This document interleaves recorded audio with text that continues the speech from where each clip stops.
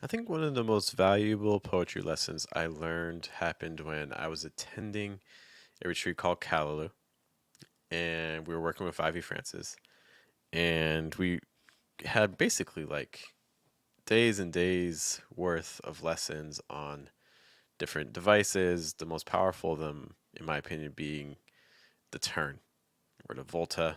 For those of you familiar with like sonnets and things like that, it's the moment in the poem where everything just kind of subverts itself and there's a massive change that often occurs for the speaker. But there's other ways to indicate the change as well, just in terms of like the structure of the poem, the devices that are being used, and things like that. And so today, we're going to be taking a look at Peace by G.R.A. Harmon. I think it's Grace Harmon on Threads. She's given us a poem, very kind to do that. We're going to be analyzing it to see what's going on with turns, so that way we can try to find them in our own poems. For those of you who are interested, for instance, in getting like published, this is going to be a really important concept for you because a lot of times your editors from especially your very large journals, what they're doing is they are specifically looking for, first lines, last lines, titles, and also turns. You may have heard of something called decode. That's in reference to looking for when they're publishing work. So a lot of times, again, they're looking at titles, looking at first lines, looking at last lines, and then they're also looking for turns. So let's take a moment and see our actual piece. And while I'm loading it up, good morning, good evening, good afternoon, guys. This is our weekly poetry analysis show, Fine Print. Typically, it starts a little bit earlier. I'm alone on childcare duty today, so things got a little bit delayed. But we're typically meeting right around 9 p.m. New York time to analyze a poem that you sent to us. And again, this is the piece that we received. Thanks again to Jerry Harmon for allowing us to explore their work. The poem is entitled A Lesson on Being More Selfish. I wanted to pick those long ass perfect dandelions from the ground, but I left them alone because of that quote. Like, don't pick the flower whose beauty you admire because picking it, you just kill it, right? Well, this morning I walked outside and the grass was cut. And that is the whole piece. Now, this is not a workshop session. We're not here to, give feedback on the poems. We're just kind of analyzing things that are going on. And I wanted to, again, kind of hone in on this concept of a turn, because I think this piece is doing it. So let's try to figure out what's going on a little bit. And there are other things about in relation to the speaker that I think are also worth mentioning. So, some things that I notice when we're thinking about turns, a lot of times we're looking for disruptions that occur.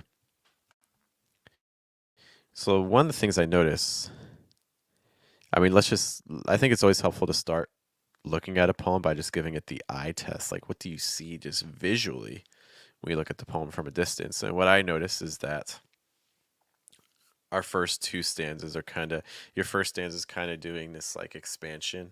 It's kind of going out. Shh. And then the second stanza is doing the opposite. It's kind of going in. And in that last stanza is more of a block. The line's more even. So that's already kind of suggesting that things are changing a little bit there. Some other things that are happening too. Length. We can see the first stanza a little bit long, second stanza slightly shorter than first one, but then the last stanza just is a group of 3 lines, so much, much shorter with the tercet. So that's another thing we're seeing. What are some other differences that we start to analyze? So I feel like for these moments here, we don't really have a clear timeline, a clear moment. It's just kind of a desire that the speaker had, and then then a thought. They're remembering something that happened to them, and then what happens in the last stanza? Well, then we get the defined time. We get this morning. Okay. Some other key differences that I'm seeing occur. Let's look at the eyes. So what do the eyes do? So I wanted. I left them. Okay. In comparison with the I walked. So for me, this is like the first time that we get an action not of like desire or of not doing anything. Because if you leave someone alone, then you're not doing something to them, right? The only time that the speaker really engages in a direct action on an object or in action in general is that I walked. I walked outside. Okay, so that's probably the most explicit. Probably like the greatest amount of agency, I think, in a way, occurs in this last stanza. So that's another thing that kind of stood out to me. I think another thing that structurally is different in this last stanza that stands out to me. I mean, and this is indirectly related to things we mentioned earlier about structure, but like look at the lengths of the line. Like I wanted to pick those long ass, they're perfect dandelion flowers from the ground. That's a really long sequence. I left them alone because of that quote.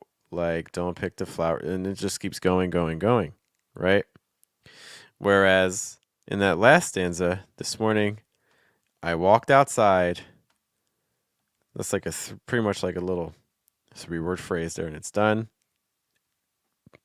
And the grass was cut. And that's the second thing that happens. Because of the action sequences that occur in these two moments, much sharper, crisper, and shorter. So stylistically, some big differences there. Why are we even highlighting all of these things? Well, because a lot of times when you have a turn, it's kind of what the name suggests. There's a change, there's a transition going on. Typically, turns appear. We can think about a sonnet. So, for instance, think of a sonnet. A sonnet is 14 lines. But a sonnet is not very balanced. In fact, the whole intention of a sonnet is to not be balanced. It's imbalanced. The lines aren't 7 and 7 with an even split in terms of structure. You can see, especially see this, for instance, in Shakespearean sonnets. No, what's the structure instead? The structure instead is 8 and 6. You have a longer section, dominant section of 8 lines, followed by the 6th line. And so, in fact, you can pretty much see this in all Shakespeare sonnets. And I think when we're thinking about our own poems, this can also kind of give us some clues about where we often are going to find turns. Turns are typically occurring right in your final third, somewhere around your final third. Because if it's too early, then it's hard to give enough information that would really give that transition a lot of weight and significance. And if it comes too late, like in the very last line, there's not really enough to kind of show like the implications and the consequences of the change. So typically where you find the turn is kind of the last third.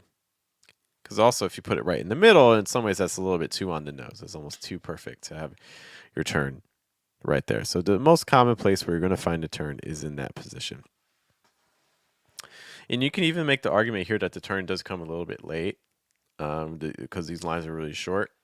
So it's are there opportunities to explore a little bit more into the significance for the speaker? Probably. But regardless, we are seeing just a lot of kind of these little device shifts and things like that that suggest that a turn is occurring here. In terms of your own pieces, some things you can also watch out for. So for instance, and we've mentioned this before on the channel, but for instance, if you've had a poem that has been rhyming for the entire poem and then suddenly your last part doesn't rhyme, that can be an indication. Some other indications that you're kind of reaching a turn. Maybe you've had a poem kind of like this one where you have a certain sort of structure where, for instance, again, in this piece where we have kind of like this expansion and then we have this contraction. Whereas in the last stanza, we just have a kind of just block. Okay, that can also indicate that there's a sort of transition or turn going on.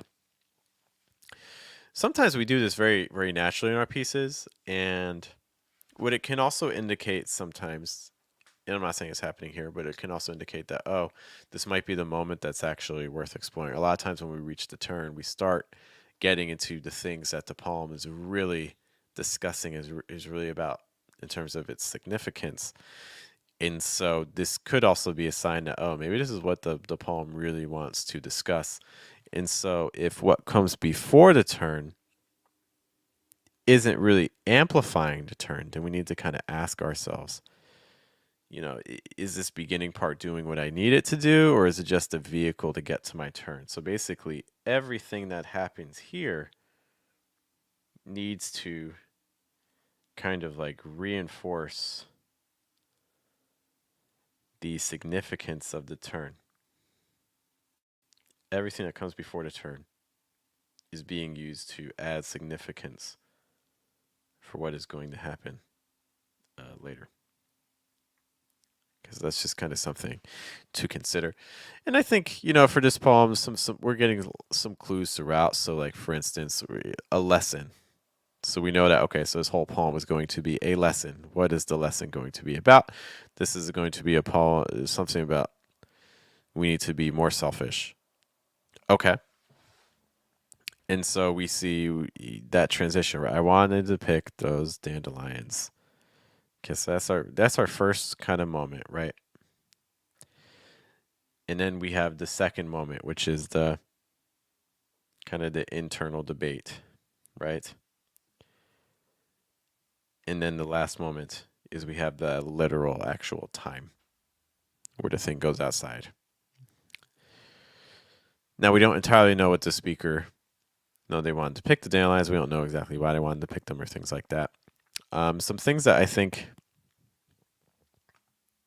in addition to turns, just some things I kind of wanted to highlight that I thought were interesting. This is a tricky thing to write about because there's only so many ways you can say certain things. So I like the word choices here. So for instance, I like the choice of ground. And then we don't mention anything about the ground. And then later on we mention grass. Because it would have been easy to, use a lot of words. There's only so many words you could say, ground, grass, lawn, yard, things like that. So I like the attention to word choice. I like how dandelions also kind of changes throughout the poems. Like the dandelions become, what do they become? Well, the dandelions become, in the second stanza, a flower, which is interesting, right? Because a lot of times dandelions have a negative reputation. Okay. And then the dandelions change further because there's dandelions, then there's the flower, but then they get lumped into this grass. I walked outside and the grass was cut. So I like that shift of how dandelions becomes different things or associated with different things as the poem goes on. I thought that was well done. Yeah. But anyways, so hopefully this gives you some ideas just about turns and trying to identify turns in your own poems. How are you leading up to your turns?